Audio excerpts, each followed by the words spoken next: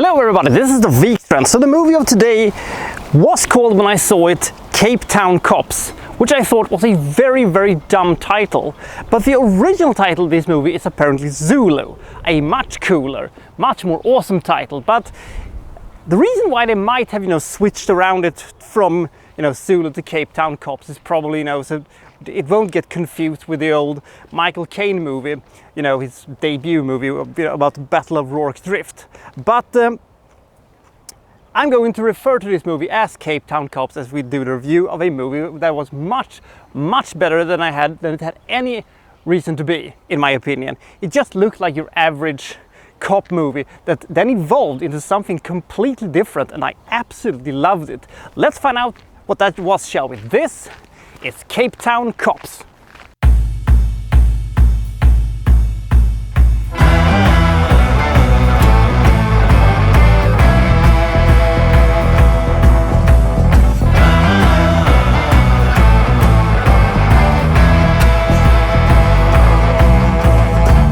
So it is Cape Town, present day in South Africa, and a murder has been committed in the botanical gardens. What looks like a run-of-the-mill murder case soon turns into something else, and we're following a couple of police officers. One of them played by Orlando Bloom, who makes a very rare appearance since 2005. In fact, they've been so rare that he was relegated to the milk cartons for a number of years. But here he shows up in what I think is one of his best performances, to be fair, because he was a great choice to play Legolas.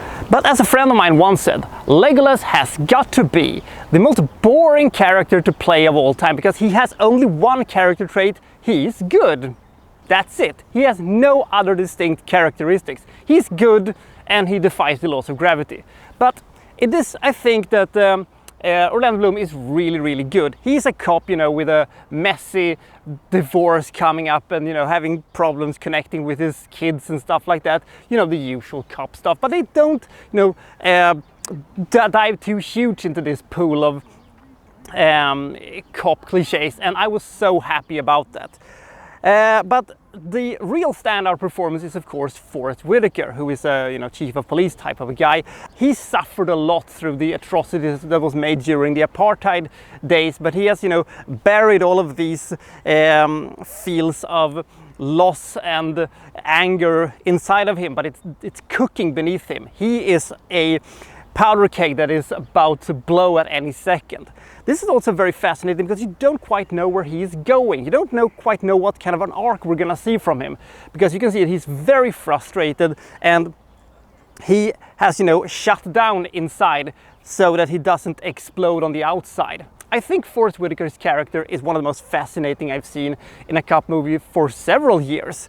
But this could have been just your average standard cop movie, but it turned out to be something else, because every time you're thinking that, oh, I know where we're going, they turn into a completely different way, which made this movie very unpredictable. And also, when we got into the more historical things, because this murder ties back into the murky history of South Africa's past, and the further we got into this one, the more I thought, oh my god, where is this going? And the further we went into it, the more into this movie I got. And there was a point in this movie where I thought, okay, you're just gonna have to do this. This, and maybe that, and I will be so happy about it. Usually when I do this, movies have a tendency of not delivering what I want them to deliver and just pump the brakes a little bit. Not too much, but enough to make me go a little, that was not what I wanted. And I get pouty about it. But this time, they went all the way in, and I thought, when the awesome third act kicked in, that this is fucking great. I love me some great murder mysteries, and combine that with a great conspiracy movie. Mwah! It was absolutely fabulous. In a sense, this movie kind of reminded me about another very underrated cop movie called Street Kings that came out 15 years ago, also starring Forest Whitaker. Which also prompted me to ask the question, is this an actual representation of law enforcement practicing in the greater Cape region? Because it's kind of bonkers, the whole thing. The action sequences not too many, but they are there, and they are very gritty, very hard-hitting, and feels very authentic. It has this Tropa de Elite type of, you know, grimness, hardness, and ruthlessness over it, which I absolutely loved.